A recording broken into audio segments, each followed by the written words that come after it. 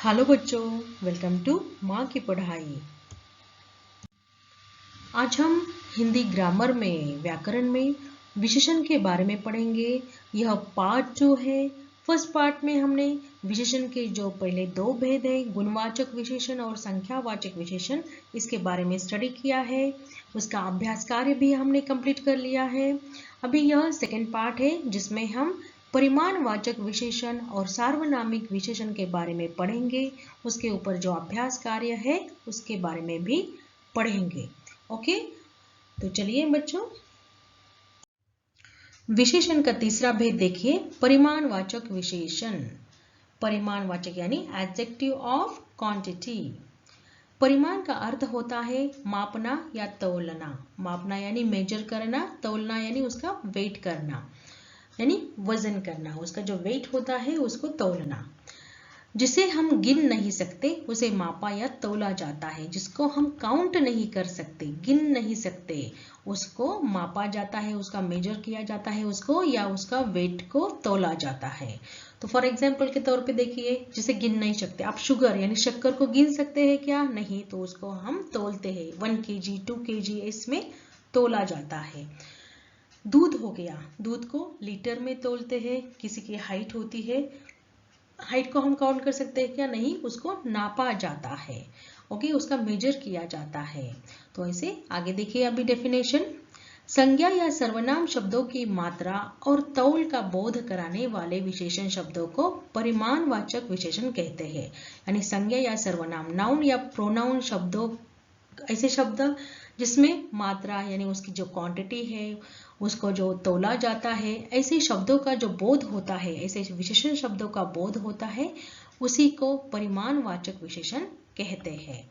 उदाहरण देखिए, उससे आपको ज्यादा अच्छे से समझ में आएगा बच्चों। उदाहरण, 2 लीटर दूध। तो यहाँ पे दूध कितना? 2 लीटर। क्योंकि दूध को हम काउंट नहीं कर सकते तो उसको क्या करते हैं? मापा जाता है, तोला जाता है लीटर में। ओके ना? तो लिक्विड को हम किस में तोलते हैं? लीटर में तोलते हैं। ओके, 1 किलो चीनी, तो यह सॉलिड थिंग्स होता है चीनी, तो इसको हम केजी में यानी किलो में तोलते हैं। लेकिन क्या क्या चीनी को क्या हम गिन सकते हैं क्या? उसको काउंट कर सकते हैं क्या चीनी का हर एक एक दाना? नहीं, तो उसका वेट करते हैं हम, उसको तराजू में तौलते हैं। और उसको जो सॉलिड थिंग्स होता है उसको किलो में तौला जाता है, और लिक्विड जो होता है उसको लीटर में तौला जाता है। ओके, तो आगे देखिए, सारा खाना। सारा खाना, थोड़ा पानी, यह भी क्या हो गए? परिमाणवाचक विशेषण शब्द हो गए। आगे उसके कुछ भेद है परिमाणवाचक विशेषण शब्दों के, उससे आपको अच्छे से समझ में आ जाएगा कि ये सारा खाना, थोड़ा पानी कैसा है। ओके, तो गिलास में थोड़ा शरबत और डाल दो। गिलास में यानी गिलास में और थोड़ा शरबत डाल दो। तो इस सेंटेंस में देखिए, थोड़ा क्या है? विशेषण शब्द है। हलवाई में आधा किलो बर्फी तोली। तो हलवाई ने कितने किलो बर्फी तोली? आधा किलो। तो आधा किलो यह क्या है? विशेषण है। और बर्फी, बर्फी यह क्या हो गया? संज्ञा शब्द हो गया। शरबत क्या हो गया? संज्ञा शब्द हो गया। तो इन वाक्यों में थोड़ा और आधा किलो विशेषणों से, यानी इन विशेषण शब्दों से शरबत और बर्फी, शरबत और बर्फी, इसके परिणाम तथा तौलने का पता चलता है। तो ये परिमाणवाचक विशेषण हो जाता है। तो शरबत यह तो संज्ञा शब्द है, नीचे शब्द में, नीचे जो सेंटेंस है उसमें बर्फी संज्ञा शब्द है। तो आधा किलो बर्फी, तो आधा किलो यह क्या हो गया? विशेषण हो गया। लेकिन बर्फी को तौला गया है, तौलने का पता चल रहा है, उसका वेट किया गया है, उसको मेजर किया गया है। और शरबत, इसको ग्लास में तोला गया है, तो इसकी वजह से यह क्या हो गए? परिमाणवाचक विशेषण हो गए। ओके, परिमाणवाचक विशेषण के भेद। तो परिमाणवाचक विशेषण के दो भेद है। फर्स्ट है निश्चित परिमाणवाचक और सेकंड है अनिश्चित परिमाणवाचक। ओके, तो फर्स्ट जो है उसके बारे में देखिए अभी, निश्चित परिमाणवाचक विशेषण, यानी हमें फिक्स बोध होता है ऐसे शब्दों से। संज्ञा और सर्वनाम शब्दों के निश्चित परिणाम का बोध करने वाले शब्दों को निश्चित परिमाणवाचक विशेषण कहते हैं। उदाहरण देखिए, तभी आपको अच्छे से समझ में आ जाएगा। केशव ने 5 किलो चीनी खरीदी, तो इसमें 5 किलो चीनी यानी शुगर। पूजा में 10 लीटर दूध चाहिए, तो यहाँ पे 10 लीटर। यह जो दो वाक्य है और दो वाक्य में 5 किलो और 10 लीटर, यह जो शब्द है, इससे इन शब्दों से वस्तुओं की निश्चित परिमाण का बोध हो रहा है, यानी निश्चित मात्रा का बोध हो रहा है। जितना उसको जो मेजर किया है उसका हमें पता चल रहा है कि चीनी कितनी है, 5 किलो है, और दूध कितना है, 10 लीटर है। तो इससे हमें निश्चित परिमाण का बोध हो रहा है, इसीलिए यह हो जाता है निश्चित परिमाणवाचक विशेषण। अभी नेक्स्ट देखिए, सेकेंड भेद जो है परिमाणवाचक विशेषण का, वह है अनिश्चित परिमाणवाचक विशेषण। तो इसमें हमें निश्चित बोध नहीं होता है परिमाण शब्दों का। ओके, तो देखिए, संज्ञा सर्वनाम शब्दों के परिमाण का निश्चित बोध न करने वाले शब्दों को अनिश्चित परिमाणवाचक विशेषण कहते हैं। तो जिस शब्दों से हमें उनकी निश्चितता का बोध नहीं होता है, बिल्कुल नहीं होता है, बिल्कुल नहीं पता चलता है कि वह कितना है। ओके, तो उसके कहते हैं, उसी शब्दों को कहते हैं अनिश्चित परिमाणवाचक विशेषण। एग्जाम्पल देखिए, खीर में थोड़ी चीनी डालो, तो यहाँ पे देखिए थोड़ी, और सब्जी में ज्यादा नमक है, ज्यादा, पता नहीं कितना, 1 केजी 2 केजी कितना ज्यादा है पता नहीं। थोड़ी चीनी डालो मीन्स कितना शुगर डालना है खीर में, 1 केजी डालना है, 2 किलो डालना है, कितना डालना है, तो इसके बारे में निश्चित पता नहीं है। तो थोड़ी और ज्यादा विशेषण शब्द से निश्चित मात्रा का पता नहीं चलता है, तो इसलिए ये अनिश्चित परिमाणवाचक विशेषण है। ओके, तो चलिए अभी आगे देखते हैं। अभ्यास कार्य। अभ्यास कार्य में देखिए, नीचे दिए गए वाक्यों में परिमाणवाचक विशेषण रेखांकित करके उसके भेद लिखिए। तो आपको सेंटेंस में जो परिमाणवाचक शब्द जो आए हैं उसके नीचे अंडरलाइन करना है और उसके भेद लिखने हैं। ओके, तो फर्स्ट देखिए, ममता ने 2 मीटर कपड़ा खरीदा। तो यहाँ पे देखिए बच्चों, 2 मीटर, यह क्या है, परिमाणवाचक शब्द है, और उसका भेद जो हो जाता है वह है निश्चित परिमाणवाचक, यानी हमें पता है कितना है, राइट, इसको मेजर किया है, कितना मीटर है, 2 मीटर है। ओके, इसलिए यह निश्चित परिमाणवाचक शब्द है। नेक्स्ट देखिए, साग में कुछ घी और डालना। तो यहाँ पे कुछ, तो कुछ यानी पता नहीं है कितना, कितना घी डालना है, 1 केजी डालना है, 2 किलो डालना है, कुछ भी नहीं पता, तो इसीलिए यह अनिश्चित परिमाणवाचक विशेषण है। थर्ड देखिए, स्कूटर में 1 लीटर पेट्रोल डलवा देना। तो कितना पेट्रोल डलवाना है, 1 लीटर। तो यहाँ पे फिक्स नंबर का, फिक्स मेजर परिमाण का हमें पता चल रहा है, इसलिए यह हो गया निश्चित परिमाणवाचक। नेक्स्ट है, हलवे में थोड़ी चीनी और डालो। थोड़ी चीनी यानी कितनी डालनी है, कितनी चीनी डालनी है, 1 केजी 2 केजी नहीं, हमें पता नहीं चल रहा है, तो यहाँ पे अनिश्चित परिमाणवाचक विशेषण होगा। नेक्स्ट है, हलवाई ने 10 किलो लड्डू बनाए। तो 10 किलो, तो यह क्या हो गया, परिमाणवाचक शब्द हो गया।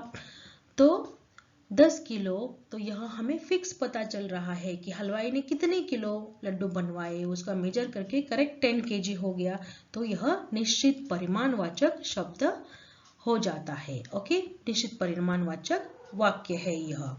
चलिए आगे देखिए।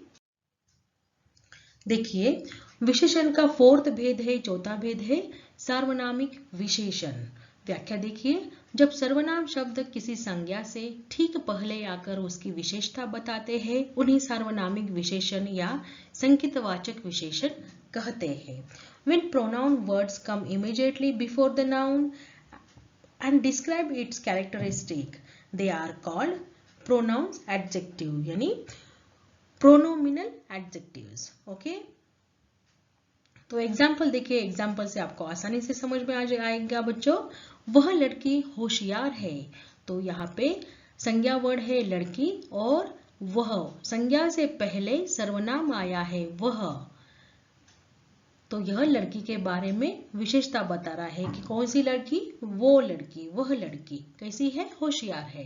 नेक्स्ट है उस बस में बैठ जाइए, तो यहाँ पे बस यह संज्ञा शब्द है, और उस यह क्या है, संज्ञा से पहले आया हुआ सर्वनाम शब्द है। तो इन वाक्यों में वह और उस यह सार्वनामिक विशेषण है। ओके, तो चलिए आगे देखते हैं। अभी अभ्यास कार्य देखते हैं सार्वनामिक विशेषण पे।